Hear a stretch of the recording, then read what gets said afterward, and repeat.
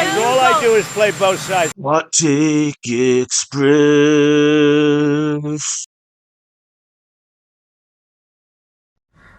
Operation Epstein Fury must be stopped. Revolutionary defeatism is the correct line in the sense that we must do everything to stop this war short of committing treason ourselves. The traitors are the neocons who sold this country and its military out to Israel. We must stop this war, but we cannot wish ill upon our troops. Getting them out of harm's way is a huge motivation to stop this war, in fact. Our brave servicemen and women are dying and will likely continue to die. This is a preventable tragedy, and I pray for the safe return of all American troops in the Middle East. That is an unlikely miracle to be praying for, though. God is almighty and can and does answer prayer, but I doubt this one is getting answered in the way that I requested. A righteous God might well make us answer innocent blood for decades of innocent blood drawn by American imperialism in our names, as God once required 300,000 American soldiers to pay for all the blood extracted by the slaver's lash over centuries. I suspect many expect this to be some sort of mea culpa video after my going silent for months and then resurfacing for 2 minutes to chuckle at Bubbagate. It is true that the situation changed significantly, and I take it as a point of pride that I only speak when I'm sure of what I'm saying. The situation changed, so my line had to change with it. But it hasn't changed much. The possibility of Trump selling us out and going full neocon was always there, and the basic response to that contingency was always there in the back of my mind. It wasn't put on display much during the election because it's bad manners to tell someone how you're preparing for their backstab while you try to make friends with them, and we were trying to make friends with Trump in hopes that his hatred of the neocons was earnest.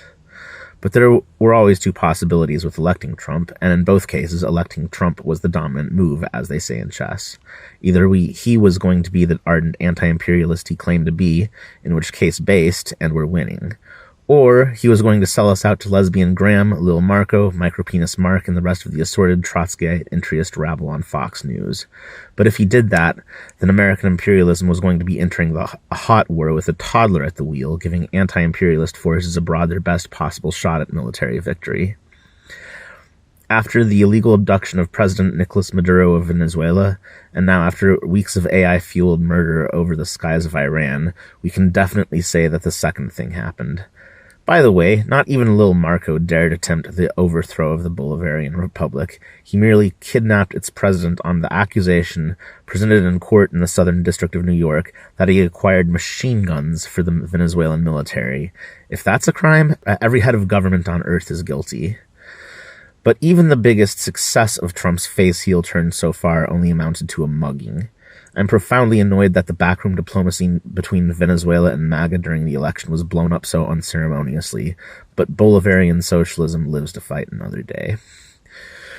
We know this Iranian war would have happened under a President Kamala too, because it's Israel and Bibi driving it, not us, and she would have gone along with this war too, what with her AIPAC donor-ass husband.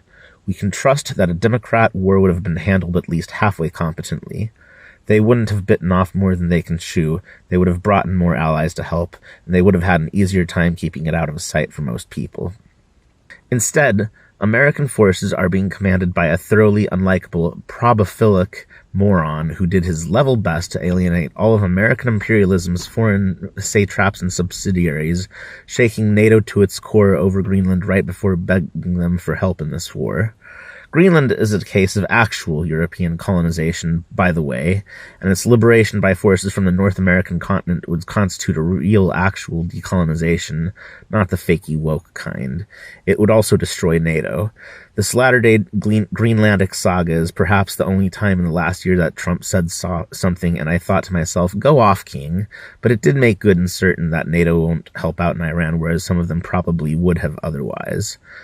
The price of oil has shot up, dooming Trump in the midterms and condemning many neocon politicians to the unemployment line. They will be replaced by the Bernie-flavored Trotskyites, which will also suck as they inevitably resurrect woke fascist censorship and give American imperialism some social imperialist reinforcements. But their 2-year-long Black Aerial Watch Party will make the Republican base more awake to the cost that imperialism imposes upon their electoral fortunes, helping to drive the neocons out of the GOP after the midterms. The inevitable backstabbing of anti-imperialism by the social imperialist Democrats will also discredit social democracy and the Democrat Party to the workers.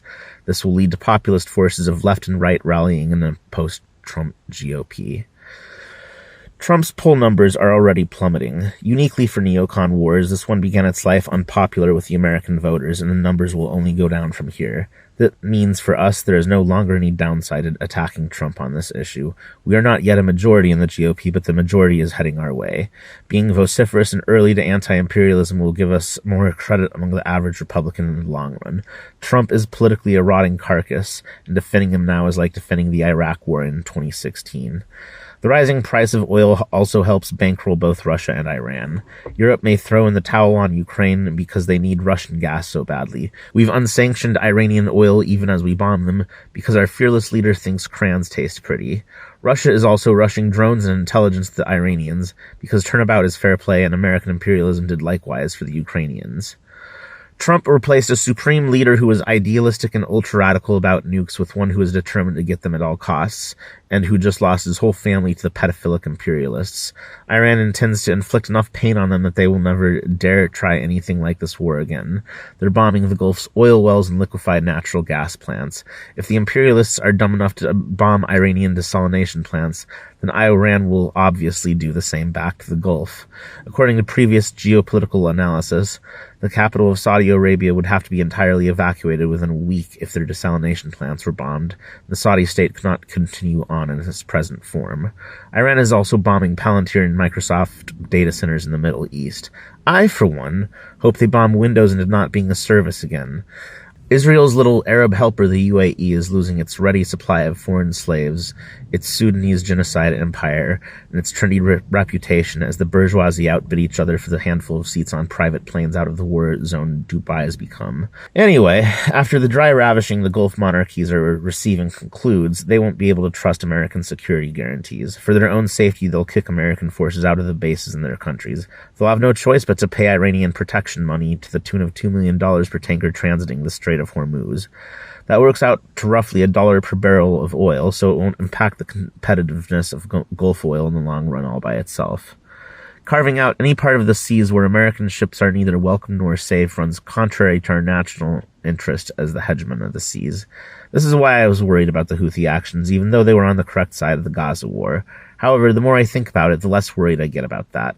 If the Strait of Hormuz and the Red Sea become difficult to navigate, it will primarily raise prices and lower trade in Europe and Asia. If a post-imperialist America got its act together and built something like the Midwest Passage I've described before, then the most trafficked sailing routes between Asia and Europe may one day well run up the Columbia River past Portland through a series of locks and canals and back down the Missouri-Mississippi River system through New Orleans.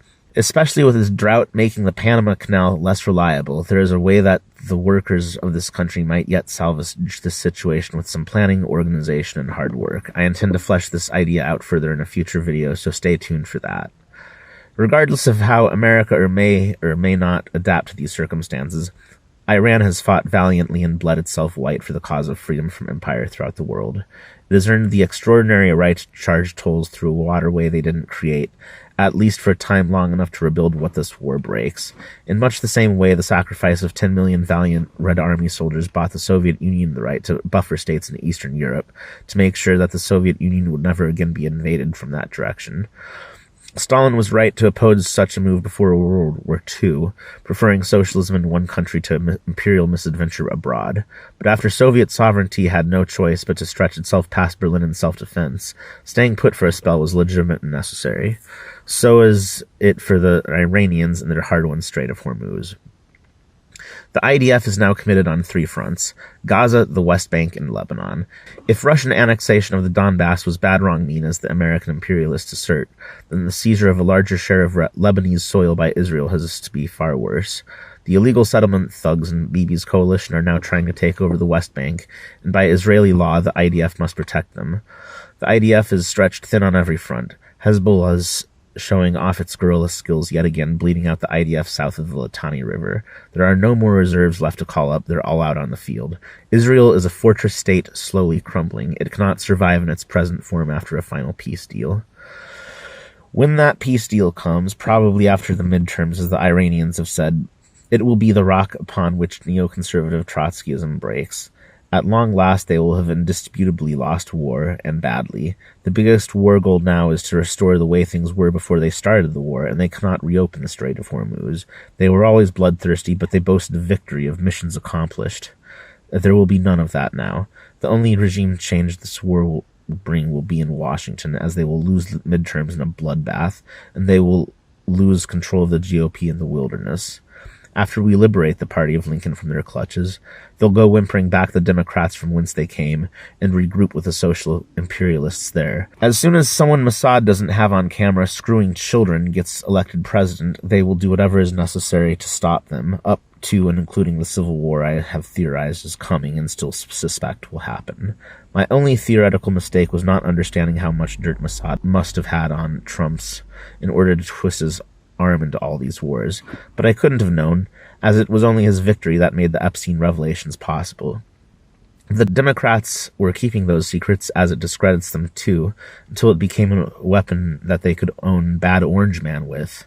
And so with the earnestness of the MAGA rank and file, it forced Trump's hand into signing it. The releases are a trickle, but already damning enough to assume that Trump got blackmailed into this war. Oh yeah, and while I'm just talking about stuff I missed, the ICE stuff got stupid fast. I support immigration enforcement in principle, provided it's done humanely, focuses on criminals and not day laborers at Home Depot, and violates nobody's constitutional rights. Zip-tying American toddlers and throwing them in paddy wagons mean that when the shitlibs come for Stephen Miller, I'll have the popcorn out. In conclusion, voting for Trump was the right call, not because he's good, but because he's a beatable version of a bad thing. But now we must beat him. The neocons must go down with him. God protect our fighting forces from harm, and God save America and Iran and Lebanon and Palestine from imperialism. And now you know, and knowing is half the battle. Take Express.